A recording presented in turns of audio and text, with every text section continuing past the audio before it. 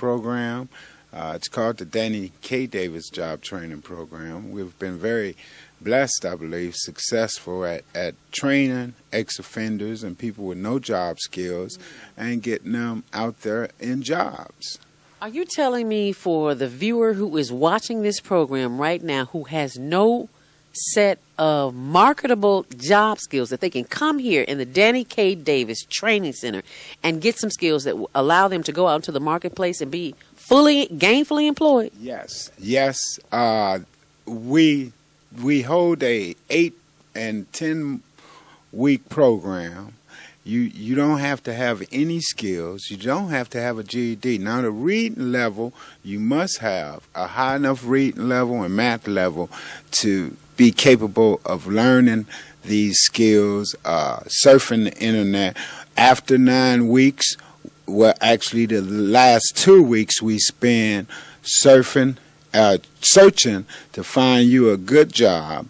We've got some contacts with some employers that are always waiting for our graduates because they know we produce some good techs. Wait. Back that up. Did you say waiting for graduates? Exactly. Employers waiting for graduates. Yes, and that came about because we do a lot of networking and bridge building.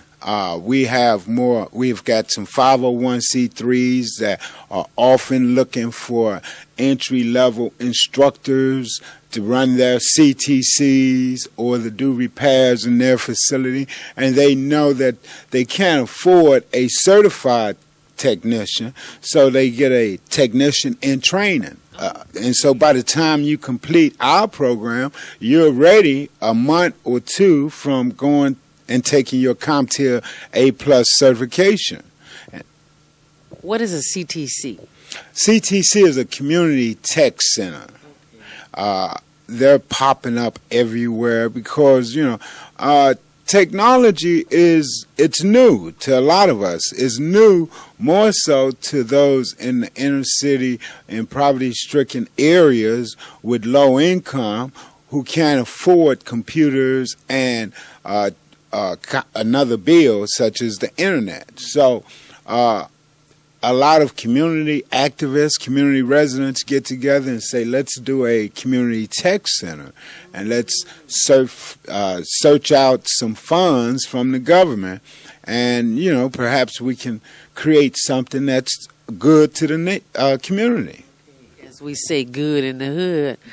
Well, this is definitely good in the hood, and it's one of the best kept secrets on the west side of Chicago, because I've come in this building many a day. Reverend Lewis Flowers from the West Side Ministers Coalition, which is where I found out about this organization just yesterday at the monthly meeting. See, I tell you all to go to the West Side Ministers Coalition monthly meeting. Now, you see, because otherwise I would not have come and had the opportunity to meet you and to see the wonderful work that you and your staff does here. Right. Now, Reverend Flowers and the West Side Ministers Coalition are an example of how we build bridges. We know that we can't accomplish this problem or accomplish a mission by ourselves, so we have to extend a hand to others and say, hey, look, if I have to do this first to show you I'm sincere, then I'll do it. But let's work together. Let's address this problem. Lewis Flowers, Reverend Lewis Flowers. Excuse me, Reverend Dr. Lewis Flowers. I just recently found out. Yes. I've known him for many years, and I make it no secret, he does great work. Now, we don't always work on the same issues, but when we get a chance to, we do. For an example is our annual town hall conference expo and symposium. It's coming up October 18th, and we do this every year. This year's theme is advanced technology in manufacturing.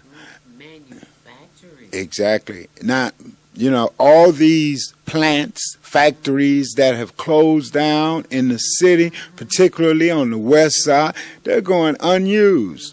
In manufacturing, this city used to be the manufacturing capital of the U.S.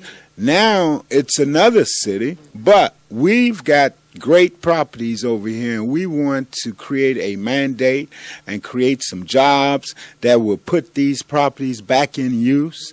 So if someone's out there got a great concept in terms of manufacturing, make sure you're at our October 18th event. We're bringing together 26 manufacturers.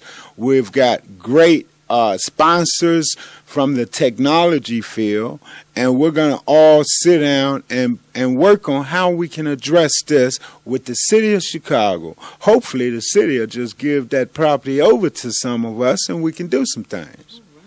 Wonderful. Well, I am so glad to hear that, because there's a misconception that, well, we all know that the West Side is the best side. I hate to say that, and I grew up on the South Side. But most of the contacts and the networking that I've done has been on the West Side, because people on this side of town, well, you know the migration story when we first came from the South and we moved north. Everybody went to the West Side. Right. And then, some folks got a little whatever and moved to the South Side. Yes, and this is like little Itabena, or little Belzoni here. We're all Southerners.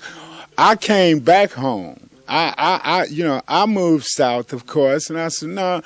I wanted to get back in the roots of where the issues are, the problems are, and that's, the South Side. Someone told me that the fire starts on the South Side, but it's completed, it's finished on the South Side.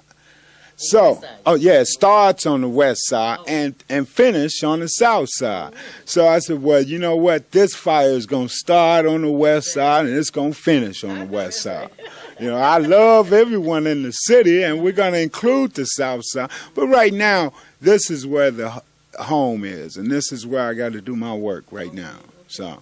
Well, I appreciate you, and on behalf of our viewing audience, they appreciate you as well, because now people in the community on the South Side as well as the West Side know that there is an organization here, the Danny K. Davis Training Center, job training program that can assist them in developing marketable skills as well as employment in the future. What would you like to say to our viewing audience as a closing thought for those who may be a little reluctant to use computers because they're scared?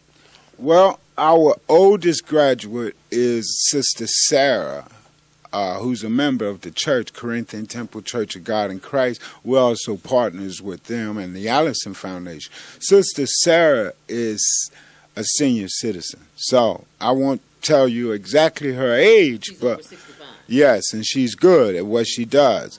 She just does it for leisure. Then we have another senior citizen, brother by the name of Edward, and he just removes viruses in the community, and he makes $300-400 a week removing viruses from his basement. So it's easy to do a legal job and make money in this city. You don't have to go out to a corner and sell rocks and blows or whatever.